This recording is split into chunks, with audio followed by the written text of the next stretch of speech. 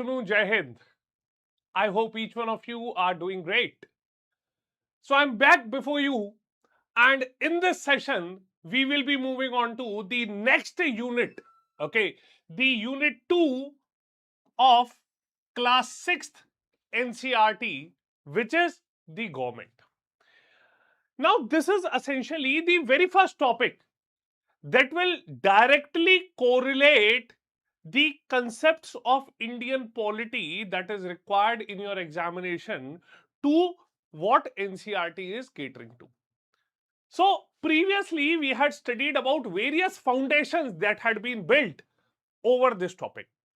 Now in this session we will further move on to the government, what essentially are the instruments of the government, and how and what the government is supposed to carry out and do things.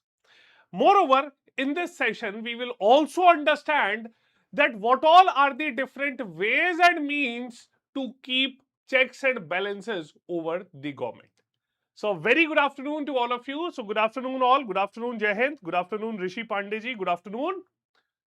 So, today we will be undertaking these two topics together. Okay. Previously, I have taken the topic of understanding diversity separately and diversity and discrimination separately, because in itself these were two different concepts that required lots of explanation. Okay, but today I'll be covering these two topics together because they are somewhat interlinked.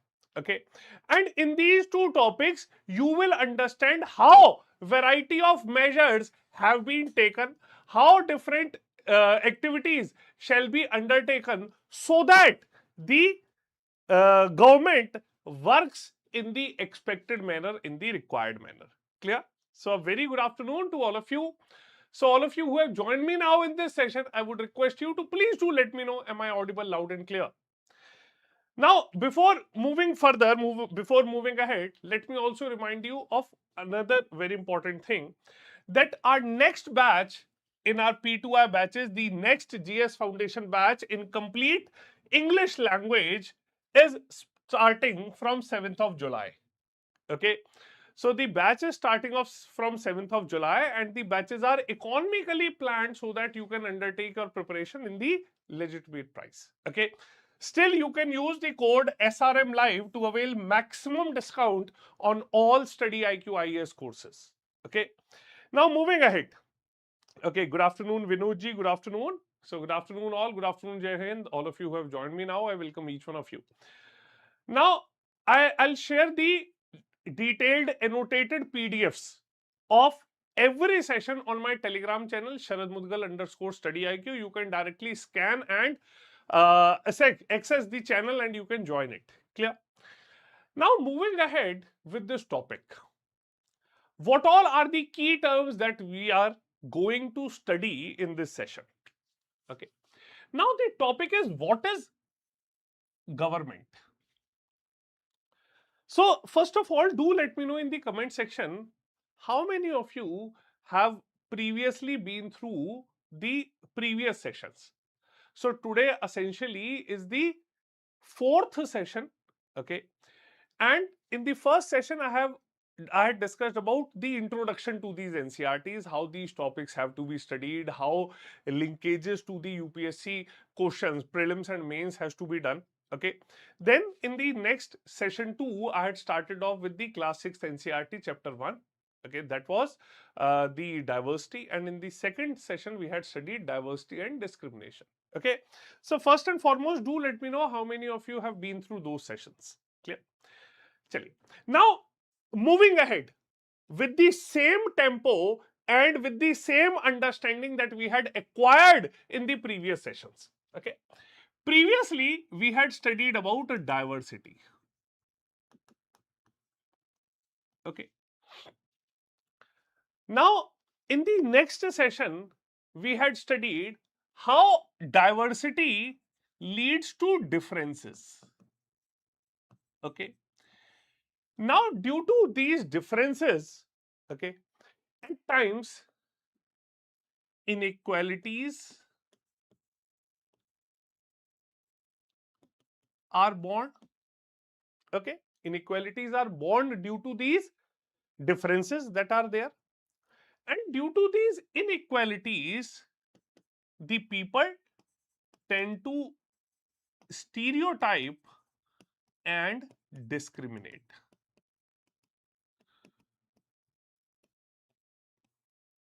Clear? Now, this is how things have evolved amongst the human beings. This is how things have evolved in the Indian society. So, there have been stereotyping that has been taking place since ages. Then, the discrimination amongst the individuals is has been in the society, existing in the society. Now, even though there are diversities, there are differences, there are inequalities.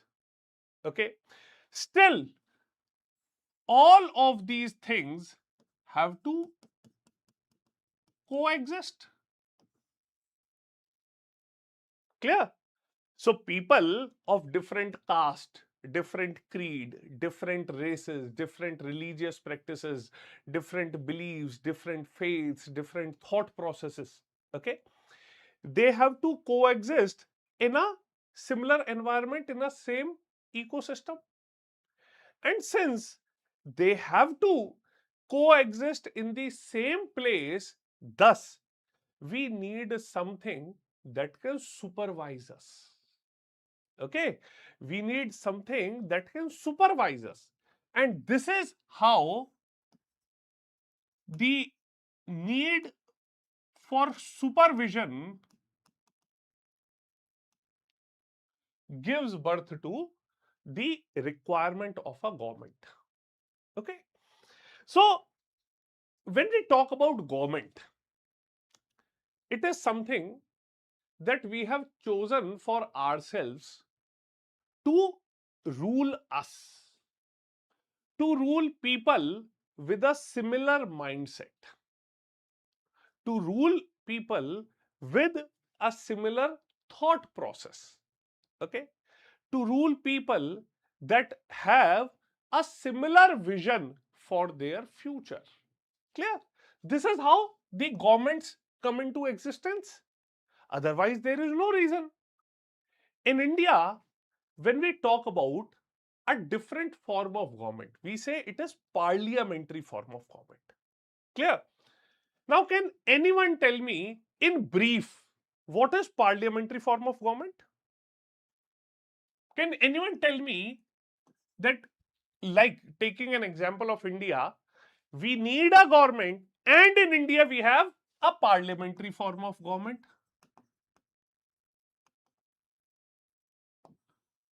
Now, what does parliamentary form of government mean? Can anyone tell me in brief, according to you, what is the parliamentary form of government? I have told you that how from the previous topics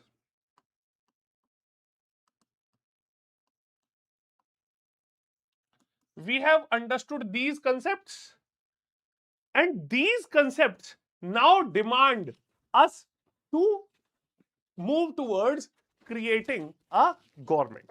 Okay, and in India we have the parliamentary form of government. Clear? So what does this parliamentary form of government means?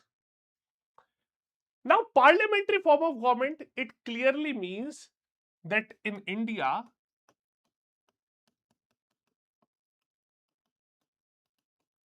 we have the rule of majority. Okay, now this rule of majority does not mean the majority with respect to caste, majority with respect to religion, majority with respect to languages. It does not mean that. This majority has been proved in India by the way of a very important concept like the universal adult franchise. Clear? So, before jumping on to the topic, I'm trying to take up a few keywords that will help you understand the entire topic clearly. Clear? Chaliye. So this is how the universal adult franchise that has been enshrined in our constitution under Article 326 means everyone above the age of 18 years can vote in the elections and can choose his or her representatives. Clear?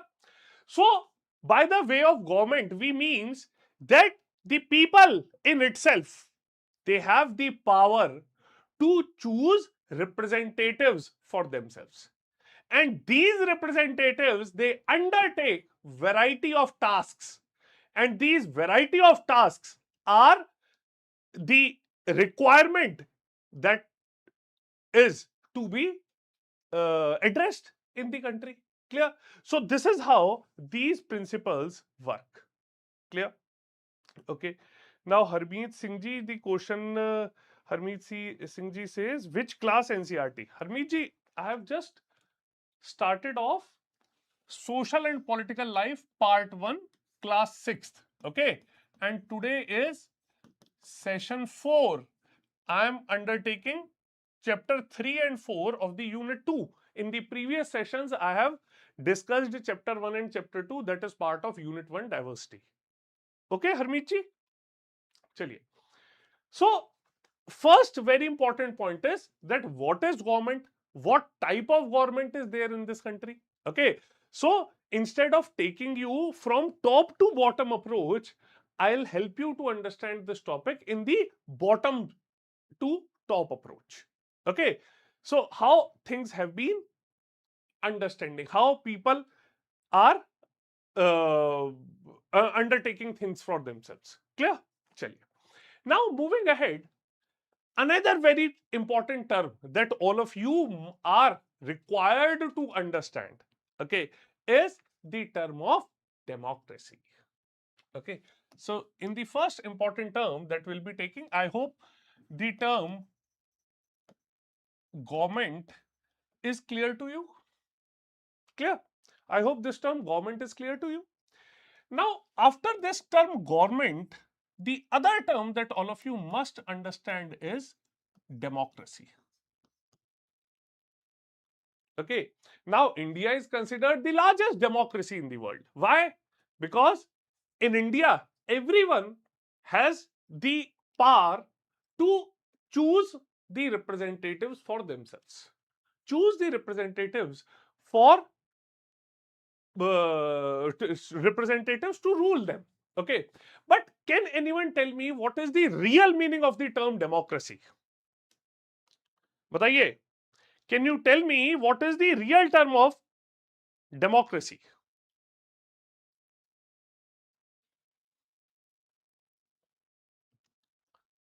What or what is the required or expected meaning of the term democracy in governance of the country? Now, democracy essentially means right to dissent. Right to dissent. Dissent means that in India, you do have the right to not agree to the ruler of the country, okay, to the highest executive of the country. Clear? So, this is why we call India as the largest democracy. Okay, even though we have got the parliamentary form of government in India, but still you have the right to disagree to what the ruling government has been doing. Clear?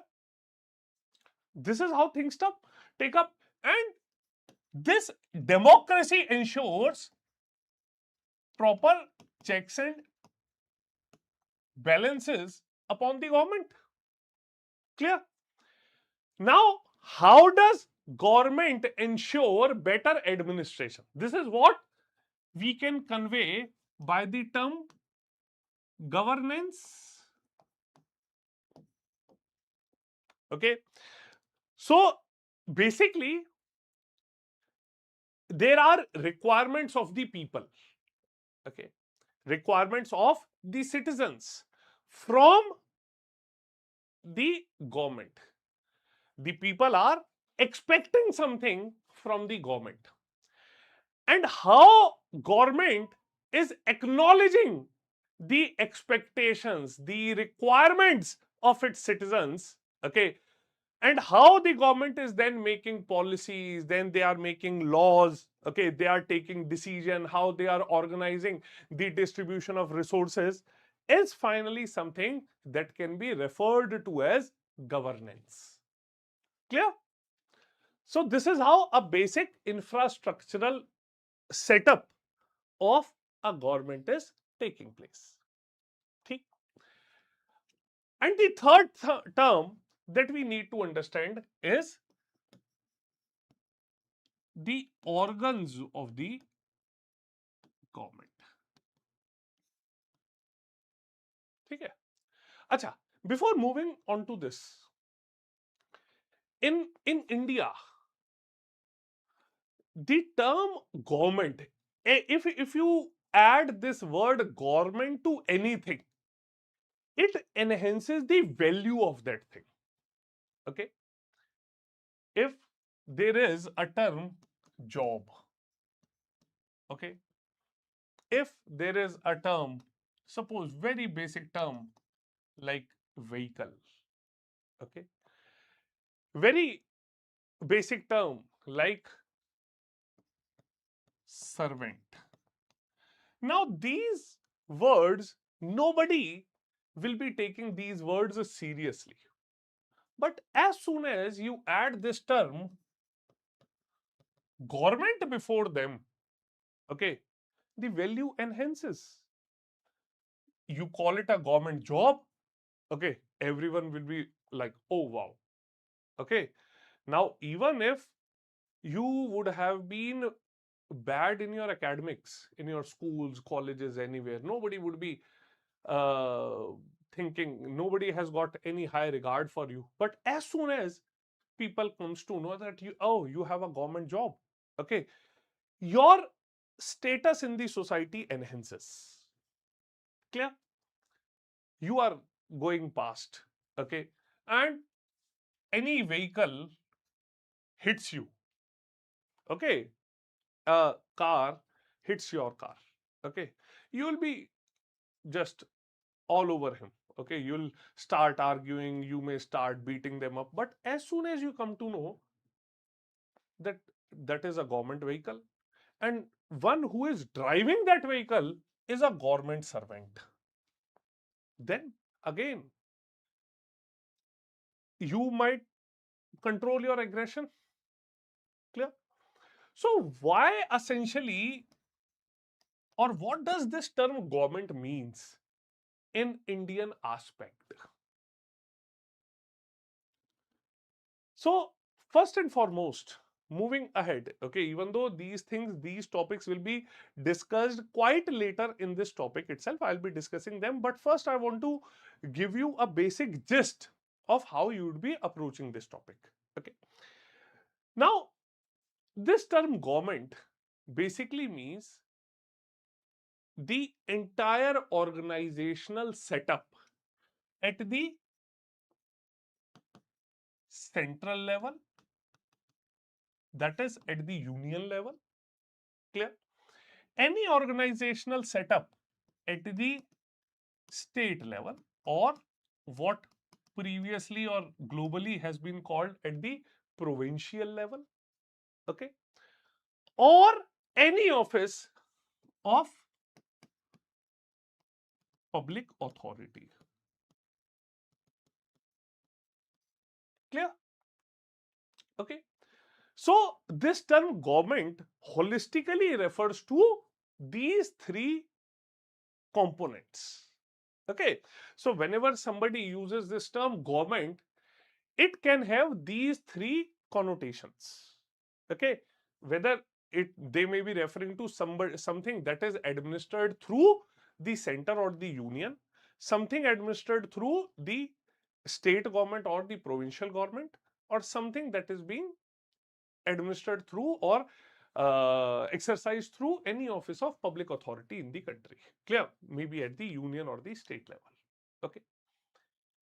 So in India, we essentially undertake three organs in the government. Okay. First organ is the legislature. Okay.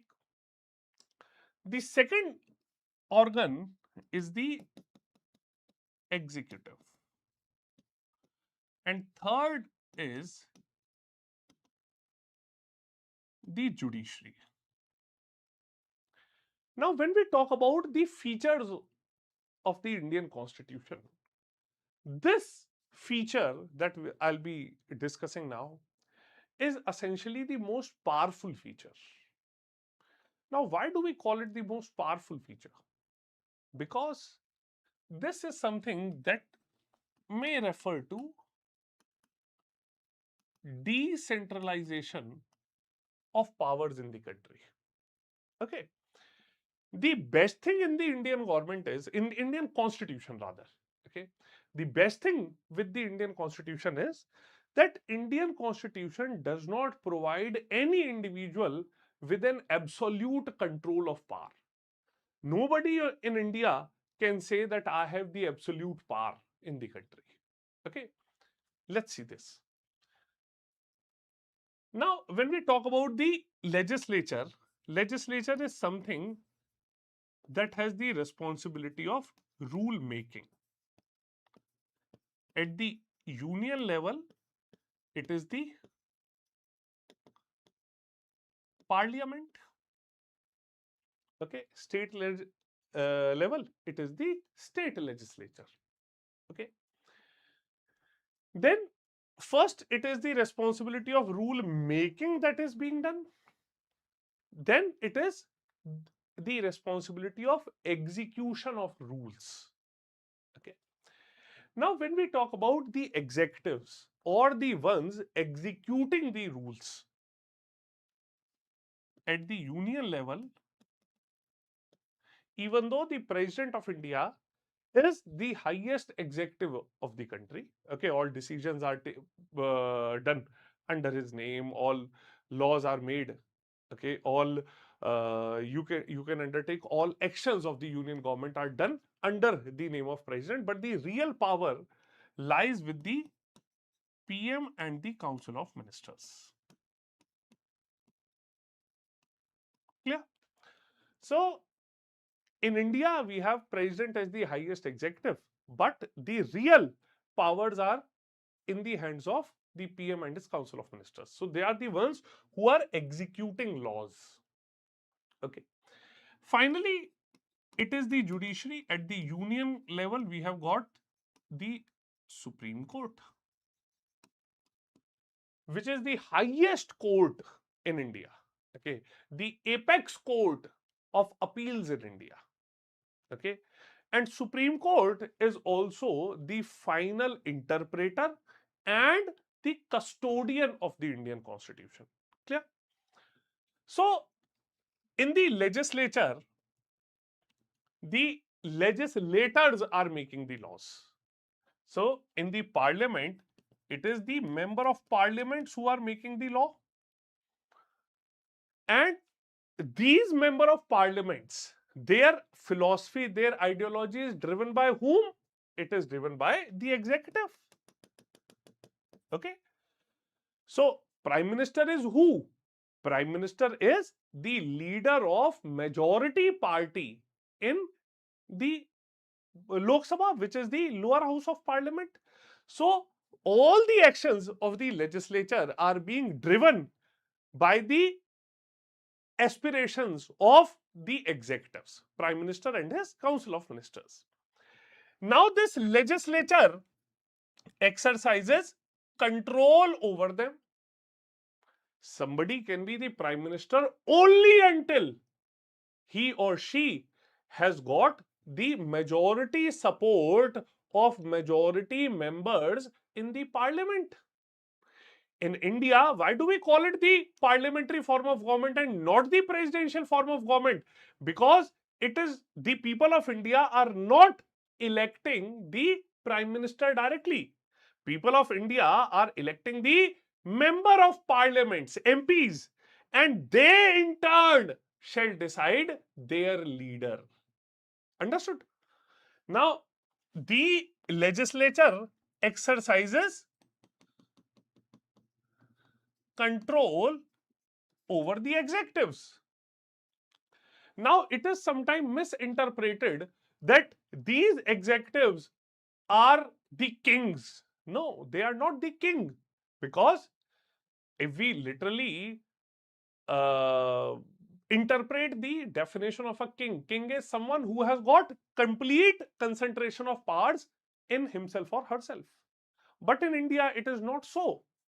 Whatever decisions the executives are taking, whatever decisions the legislature is taking, if that goes against the principles of the Constitution of India, then judiciary can anytime undertake the concept of judicial review. Okay, so by this it means that it can examine constitutionality of actions of legislature and also those of executives. And if their actions are found to be violative of the Constitution of India, the judiciary can term it null and void. So, these are the three organs that are contributing towards the best form of governance in the country. Clear? I hope these basic terms are clear to each one of you.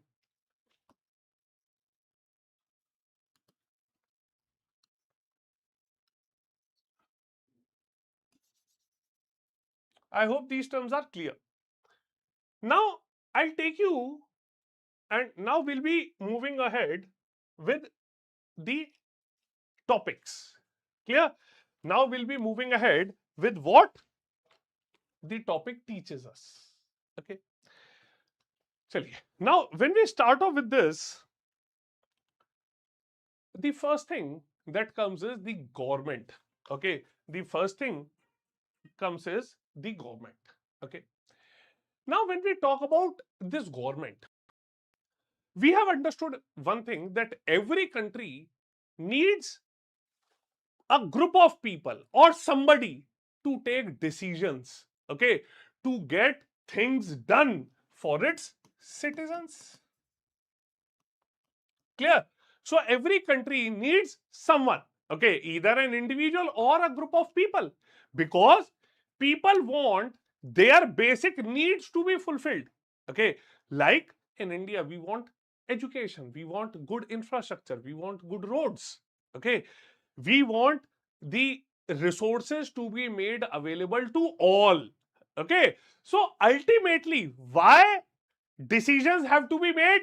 So as to minimize the inequalities.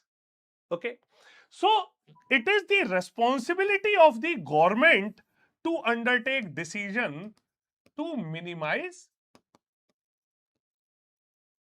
inequalities that are existing in between the people. Okay, so government has to undertake various programs to minimize the inequalities amongst the rich and the poor. Okay, then government has to undertake responsibilities so that facilities are provided to the citizens. Clear? Okay, so government has got all of these responsibilities. So how government is providing us with various services? Government is providing us with the services like the postal services. Okay, the government is providing us with services like the railways. Okay, and along with this, the government also has the responsibility to protect the boundaries of the country and maintain peaceful relations with other countries. Clear? So we have, the government has got some responsibilities which are required to ensure governance and also to ensure sovereignty and a good status of the country. Clear? So the government is responsible for ensuring that their citizens get the best of everything. Okay, they get best of education, best of resources, best of foods, best of health facilities. And even when there are situations which are tough to undertake, now there have been some natural calamities, okay, then it becomes the responsibility of the government to take up all disaster relief measures, okay, has to organize such activities which will support the people, which will help the affected people, okay. And if there is some crime being committed, okay, there is some dispute being arising amongst the people, then with respect to the law, the people would be acknowledged and their problems, disputes has to be resolved. Clear? So this is the reason I had told you that there are, the government includes executive and legislature. The government also includes judiciary. Clear? Okay. Now, another question that comes up in mind, okay, that how does the government manages everything? Okay, and why does a government is managing everything? What is the need for the government to do so? Clear? When people are living together, when people are existing in the society, why do they need a third person to tell what has to be done? Clear? So, as in the starting, I had told you that in order to ensure, since people are coming from different diversities, different backgrounds, thus we require an organization that can take decisions for the people, that can organize people. Clear? Okay. So, in this situation, we can understand one thing, that there are rules that organization, that the government has to make, okay, and there are rules which apply uniformly to all the citizens, and there are some rules which are selectively available. Clear? So the government has got various forms of responsibilities, that is, there is need to control resources and protect the territory of a country so people can feel secure. Government can do this on behalf of their people by exercising leadership, taking decisions and implementing these amongst all people living in the territory. Clear? So it becomes responsibility of the government. Now, one thing, in the starting of the session I had told you, whether it is the constitution or the government, they are all deriving powers from the people of India. Clear? And all the laws that are being made, okay, it becomes the essential responsibility of the government to ensure that whatever or whosoever is within our territory, it is our responsibility to ensure that they get the best level of administration or best level of governance. Clear? Now, the government in India works at various levels. Okay, the government works at different levels, at the local level, the level of the state, and the national level. Clear? Check. Now see it. We have three forms of government. First, the lowest level, or the most, the unit level, okay, which is basically the level of villages. Then comes after villages, okay, villages, towns, okay, cities, districts. Clear? Now they all combine to form a state, and different states combine to form the Union of India. ठीक? Currently, we have got 28 states and 8 union territories. In 2014, Telangana became the 29th state of India. Okay. In 2014, Telangana became the 29th state of India. But in 2019, after the Jammu Kashmir Reorganization Act, Jammu Kashmir became a union territory. Okay. Thereafter, the union territories of Dadra and Nagar Haveli and Daman and Diu were also merged into a single union territory. Clear? So, thus, we currently have 28 states and 8 union territories. See? Now, they all constitute the Union of India. Union means the central level. Okay. And as Article 1 of the Constitution says, India, that is Bharat, is a union of states. Clear? Okay. So, at the state level, we have the state government working. At the union level, we have the central government working. And at the village, town, district level, we have the local urban government that is working. Clear? So, we can see that all of they work to ensure the unity and integrity of this country. Clear? So, in this session, we will be just touching upon these levels, and in the next session, we will also touch upon the local urban government level. Clear? So, this is how these decisions are being taking place in the country. Okay. Now, every level has got the power of territorial jurisdiction. Clear? Means the union government has the power to make laws for the complete union of India. Okay. So, in Schedule 7 of the Constitution, okay, there is distribution of subjects given in the Indian Constitution. Clear? There are topics given under union list, topic given under state list, topics given under concurrent list. Okay.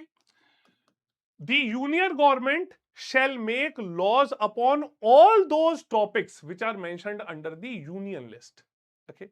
The state government shall make laws only under those topics which are mentioned under the state list. And in concurrent list, there are topics over which union as well as the state government can make laws. But in case of any conflict, the laws made by the union shall prevail. Clear? Okay. So, this is how we can see that at various levels, the government makes laws. Okay. And those laws are implemented. Clear? Now, as we have seen, the government makes laws and everyone who lives in the country has to follow these. This is the only way governments can function. Just like the government has the power to make decisions, similarly, it has the power to enforce its decisions. Okay. In the starting itself, I had told you how legislature makes the laws and how executives implement these laws. Okay. So, for example, there is a law that says all persons driving a motor vehicle must have a license. Any person caught driving a vehicle without a license can be jailed or can be fined. Okay. So, without these laws, the government's power to make decisions is not of much use. Okay. So, if the government does not have laws, just remember, if the government does not have power to make and enforce laws, then it is like a lion without a teeth. Okay. It is like a soldier without a weapon. If the government can neither make laws nor it can enforce those laws, then nobody will acknowledge the government as the administrator for themselves. Clear? So, in addition to this, we can understand that the government has to follow specific procedure, steps to make laws for themselves. Clear? So, in the starting, I had told you the best part about the Indian Constitution is decentralization of power. Nobody can take up anything as per his or her whims and fancies. Nobody, the government cannot make laws without following the proper procedure to make laws. Clear? So this is how these actions have to be done. Okay. Now, in these cases, the constitution ensures that discrimination has to be restricted and limitations have to be bypassed. Clear? So, if just taking an example, if a person feels, for example, that they were not hired for a job because of their religion or caste, he or she may approach the court and claim that the law is not being followed. Clear? And the court can then give orders about what should be done. Clear? So, this is how the Constitution of India ensures the procedure as well as the remedy. Clear? Now, another thing that comes up is the types of government. Okay. Now, government has the power to make decisions, to make laws, to enforce those decisions. Okay. The power to the government has been given by its people itself. Okay. Then, if people are giving them the power, then there might be different ways also. Okay. So there are, if we talk about the different types government, then we have got two types of government.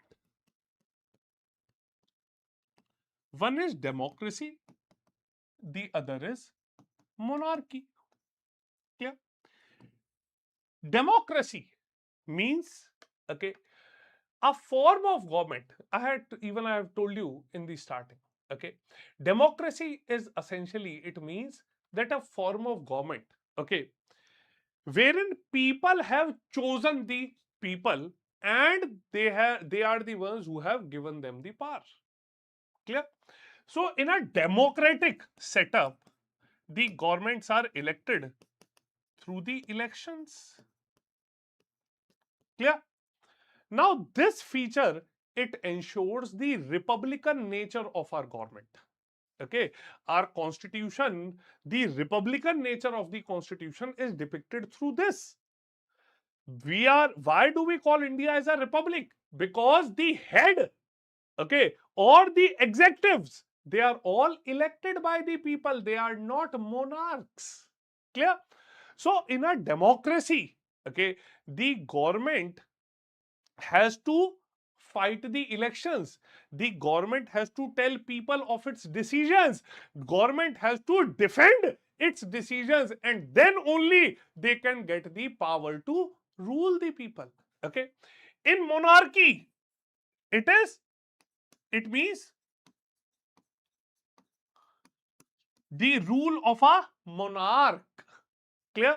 So this is a setup like a king or a queen. Okay. So in this setup, it is not the people who are electing, but it is the lineage, it is one family taking decision for all the people. Clear? So it is the king or the queen who have the power to make decision and run the government. Okay. Now this monarchy, it is not that king or queen would be undertaking all the actions by themselves. Okay. In this monarchy, the king would have been appointing, okay, its own group of advisors. Okay. So we have seen there have been different types of monarchs that have been taking decision. Okay. During the Delhi Sultanate, we had seen the system of Chihalgani, the Chalisas. Okay. The 40 people who formed the ultimate basis of the government. Clear? So in a monarch, the people do not have any say. It is the monarch, it is the king or the queen, okay, with the help of few people, a group of people who they take their advices from, and then they rule the government. Clear? So in this democracy, I had told you one thing, that they have got accountability and they have to answer. In monarchy, there is no accountability, and the monarchs need not explain about their decisions. Clear? In this setup, the people, they need not explain themselves. Why have they undertaken such a decision? Clear? So this is how these things have been setting place. Clear? Now, in India, we have a democratic form of government. Okay. Now, the democratic form of government means that in India, people have the right to question what government has been doing. Clear? Now, this is essentially the power that has been given to the people by the Indian Constitution. Clear? We have seen that there are various places in the world wherein people do not have such powers. Clear? So, the best part with this democracy is the people have the power to elect, people have the power to bring somebody into the power. Okay, they have the power to elect their leader. Clear? So, in a sense, a democracy is the rule of the people. Okay, and the basic idea of this is that people rule themselves by participating in making of these rules. Okay, why? How people participate in making of these rules? Because people are the one who have indirectly chosen their representatives. Clear? Okay, so the basic idea is that people rule themselves by participating in the making of these rules. Okay, now the democratic governments, they are also of different types. Okay, they are representative democracies wherein the people, they do not participate directly, but they are participating through an election process. Clear? These representatives, they meet and they make, okay, they essentially make the decision for the entire population. Okay, so whosoever gets the majority votes of people, okay, they are the ones who are elected as the leaders, and they are the ones who then fight for the entitlements of those people. Clear? So this is how these things take up. Okay, moreover, another phenomena that is there, okay, that how this takes place, it is through the universal adult franchise. Okay, it is only the adults who are included in the election process in the country. Clear? Only adults mean persons above the age of 18 years can participate in the elections. Okay, and they are the ones who can elect their representatives. Clear? But if you have been through the history of India, you would have seen that it was not always like this. Clear? There were times when in India also, okay, and also in the world, the voting rights were also subjected to gender, were also subjected to economic status. Okay, in India also, can anyone? There have been various serious aspirants in this session. Okay, I want you to tell me, when were the women in India given the right to vote? When were in India women given the right to vote? Tell me.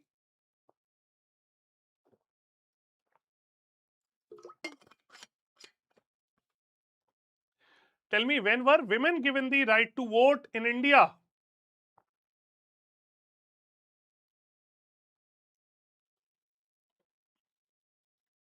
Okay. So it was around the Government of India Act 1919. Okay. So in India, before independence, okay, it was only a small group of people who were allowed to vote. And how they were voting?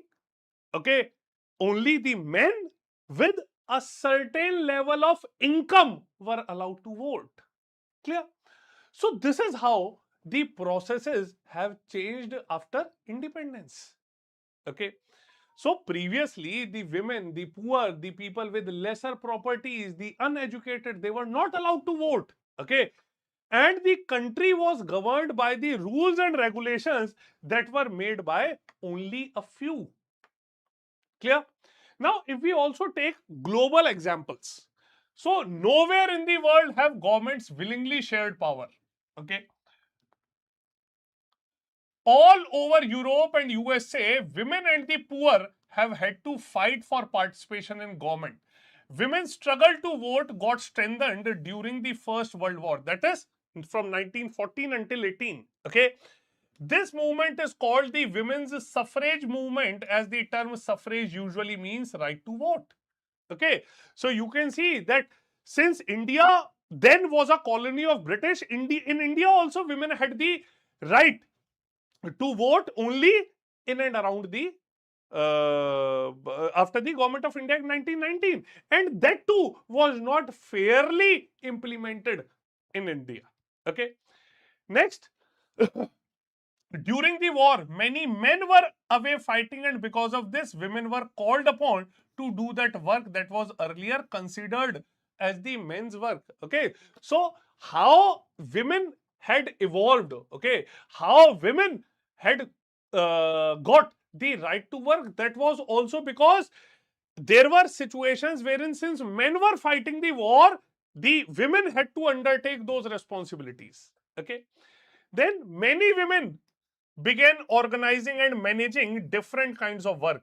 When people saw this, they began to wonder why they had created so many unfair stereotypes about women and what they were capable of doing. So, women began to be seen as being equally capable of making decisions. Clear?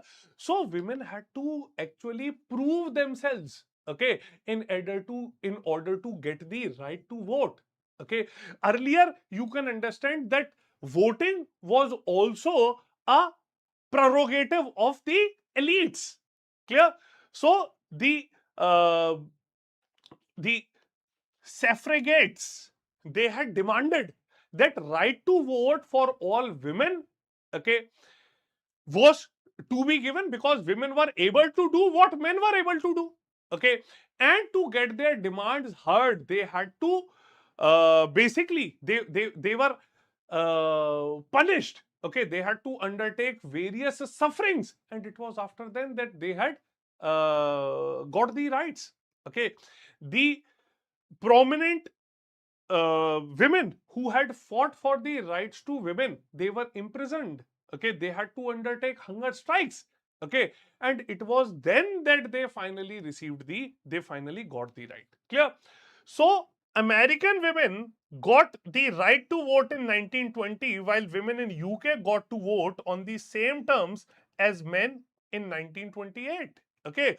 So the so-called liberated society, the so-called westernly educated societies, had also had also suppressed the rights of women for long. Okay. We can see that America was supposedly the country that came up with the first written constitution for themselves. Okay. So it was in the late 19th century, they were the ones who got it. Okay. And effectively, after almost 40-50 years after implementation of their constitution, the women were given the right to vote. Similarly, UK, that was so-called the biggest colonizer of its time, okay, had given the right to women, okay, at par with the men in 1928. Clear? So this is how we can see that these suffrages have also not been very uh, equal or at par for all. Clear? Now, Gandhiji, in one of his journal, Young India, in 1931, Gandhiji has also said that I cannot possibly bear the idea that a man who has got wealth should have the vote, but that man who has got the character but no wealth or literacy should have no vote, or that a man who works honestly by the sweat of his brow day in and day out should not have the vote for the crime of being a poor man. Clear? So previously we have seen that how essentially the voting had also been kept as a prerogative of the elites. Clear? And later on, it was only after the evolution of society when women had to fight for themselves, it was then that women were able to get rights for themselves. Clear? Okay. So this is essentially all in today's session. Okay. Now, all of you, if you have understood this, please do let me know. Okay, is it all clear? Okay. In today's session, we have discussed various topics. Even though I had planned to cover the next chapter also, the key elements of democratic government, but the session will go unnecessarily long and stretched. Okay. Thus, I'll be covering the next session, the chapter 4 in the session tomorrow. Clear? Okay. So please do let me know any doubt to anyone. Any doubt to anyone in anything that we have discussed today, please do let me know.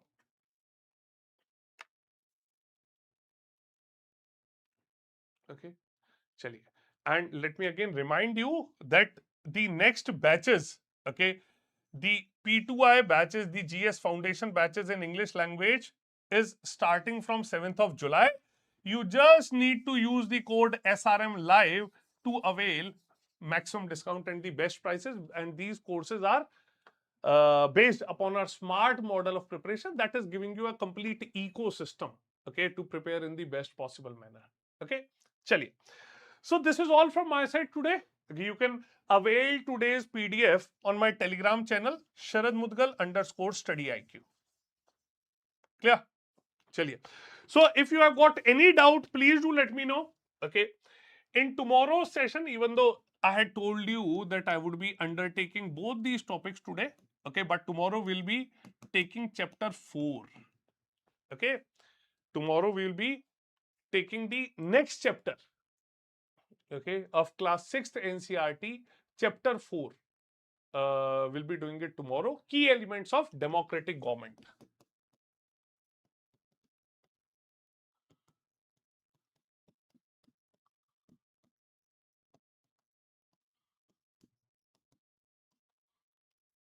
Clear? Chaliye. So this is all from my side today. I hope all of you would have understood this. Okay, so all of you who have been part of this session, do let me know later on in the comment section how do you like the session, and if you are able to understand this, okay, please do share this session with your friends and do join me daily in these NCERT sessions. Okay, with this complete foundation series for Indian polity, I'll make sure that you understand the key elements of Indian polity along with the philosophy that led to the evolution of Indian constitution.